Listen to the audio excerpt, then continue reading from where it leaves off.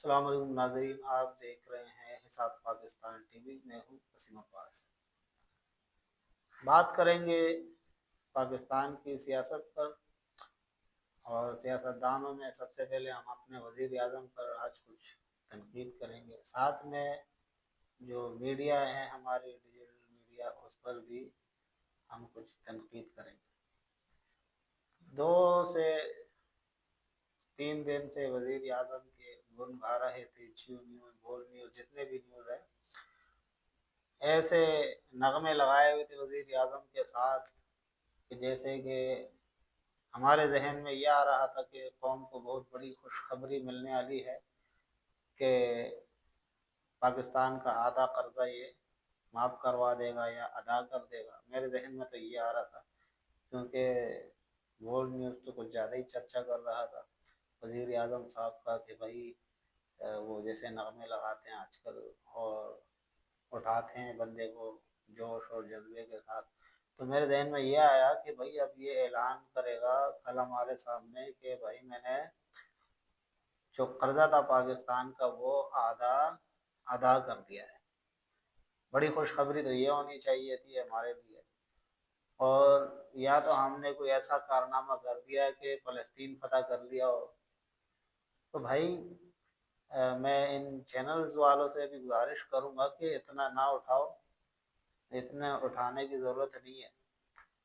بھائی آپ لوگ نیوز چینل والے ہیں، نون لیگ کی یا پیپلز پارٹی کی پارٹی والے نہیں ہیں۔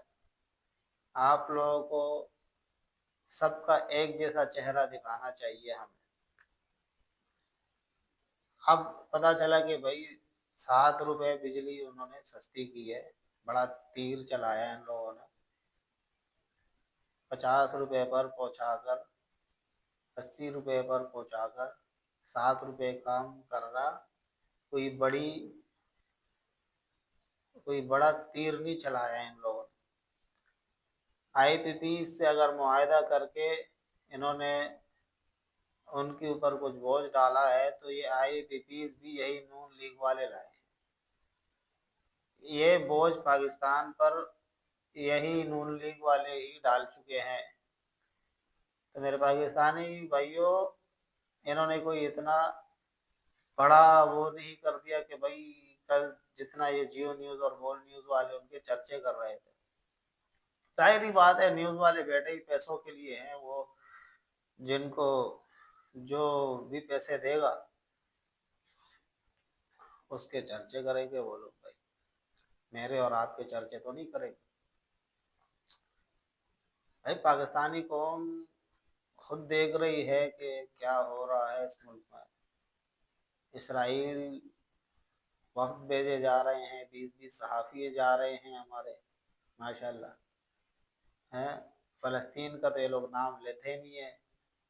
فلسطین میں پورے رمضان میں کہتے ہیں جی ہمارا جو جرنیل ہے وہ حافظ ہے، حافظ قرآن ہے۔ حافظ اگر ہوتا اور اس کو ان الفاظوں کے ترجمہ آتے ہیں نا تو یہ ابھی تک جہاد کا اعلان کر چکا ہوتا۔ یہاں تک ہمارے پاس ایک اور لیڈر ہیں، سعد حسین رضوی، جن پر یہ لوگ تنقید کرتے ہیں کہ دہشت گرد جماعت ہے، یہ کالعدم جماعت ہے۔ وہ سعد حسین رضوی کھل کر سامنے آ رہے ہیں اور فلسطین کے نعرے لگا رہے ہیں۔ بھائی ہمارے لیے تو یہی کافی ہے کہ وہ بندہ آتا ہے اور فلسطین کے نعرے لگاتا ہے، یہ بھی بڑی بات ہے۔ اسرائیل کے خلاف بولتے بھی بڑی بات ہے، ہمارے ایمان کو تازہ کر جاتے ہیں۔ میرے پاکستانی بھائی، میں بجلی کی پر بات کر رہا تھا، یہ کوئی بڑا کارنامہ نہیں کیا ہے۔ 200 روپے یونٹ والوں کے لیے آدھا کم ہو جائے گا، 200 سے جیسے ہی 1 یونٹ اوپر جاؤ گے وہی بوجھ آپ پہ آ جائے گا۔ تو ذرا احتیاط سے ان سیاستدانوں کے پیچھے نہ بھاگے تو بہترین ہوگا آپ لوگوں کے لیے، کیونکہ یہ صرف اپنے لیے بیٹھے ہوئے ہیں۔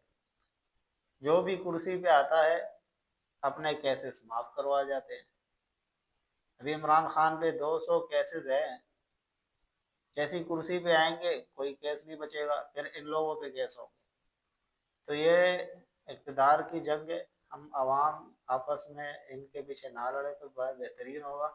अपने उलमा के साथ खड़े रहें, अपना नमाज पढ़े और अपना दीन दुनिया को देखें।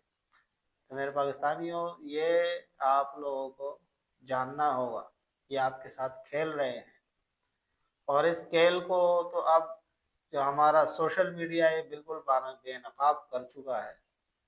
कोई किसको सही बोलता है, कोई किसको सही बोलता है, अपने लीडर को कोई बोले गलत है, अपना लीडर जितना भी गलत होगा उसको कोई भी बुरा नहीं बोलेगा। खाता है तो खिलाता भी है, और वो हराम खाता है तुझे भी हराम खिलाता है। हम नहीं खाते ऐसे हराम भाई, खाता है तो खिलाता भी ऐसे हराम हमें नहीं चाहिए भाई। पाकिस्तान को $100 अरब का कर्जदार कर चुके हैं और खाता है तो खिलाता भी है, वो सिर्फ खाता ही है। हमने ना उनका खाया है और ना खाएंगे इंशाल्लाह। तो भाई मैं अपने पाकिस्तानियों से गुजारिश करूंगा कि आप लोग एहतियात करें और सियासत करें, अपने लीडर्स भी मुंतखब करें, बस एक दूसरे से इन लीडरों के पीछे लड़े और ना ही नाराज़गी अख्तियार करें। शुक्रिया पाकिस्तान।